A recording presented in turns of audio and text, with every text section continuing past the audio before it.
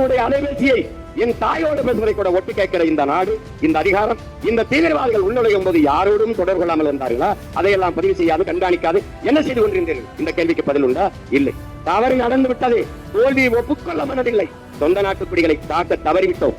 உலக அரங்கில் தலைகுனிவு நாட்டு மக்களின் கேள்விக்கு பதில் இல்லை. வேற வழி, அதை மறைக்க போர். கடைசியாக என்ன நடக்கிறது? சிந்து நதியை பாகிஸ்தானுக்கு செல்ல விடாமல் மறைக்கிறோம். நதி யாருடையது? அறிவார்ந்த பெருமக்களே, நதிக்கும் உங்களுக்கும் எனக்கும் என்ன சம்பந்தம் இருக்கிறது? யாருடையது நதி? யாருடையது? அறிவார்ந்த மானுடன் செய்கிற செயலா? என் தாயின் முளைமார்பில் இருந்து வருகிற பால் தான் எனக்கு உரிமையானது, எனக்கு சொந்தம். ஆனால் பூமி தாயின் மலைமார்பில் இருந்து வருகிற பால், அருவி, ஆறு எனக்கு சொந்தம் அல்ல, உலக உயிர்களின் உடைமை. என் தாய் என்னை பெற்றவள். என் தாயையும் சேர்த்து பல கோடி உயிர்களை பெற்ற தாய் பூமி தாய். அவருடைய மலைமார்பில் இருந்து வருகிற பாலான அருவி, நதி உலக உயிர்களின் உடைமை. அது புல்லு, பூண்டு, ஆடு, மாடு, நாய், நரி, யானை, புலி, சிங்கம், கரடி எல்லாவற்றுக்கும் உரிமையானது. அதை மறைக்க நீ யார்? இந்த உரிமை உனக்கு தந்தது யார்? யார் தந்தது? இங்க தாக்குதல் நடத்த தீவிரவாதி மட்டும் இங்க தண்ணி குடிப்பானா? தண்ணீரை பயன்படுத்துவானா? அது 30 கோடி மக்களின் உடைமை இல்லையா? பல கோடிக்கணக்கான உயிர்களின் உடைமை இல்லையா? இதை அறிவார்ந்த மானுடன் சிந்திக்க மாட்டானா? சிந்திக்க மாட்டானா?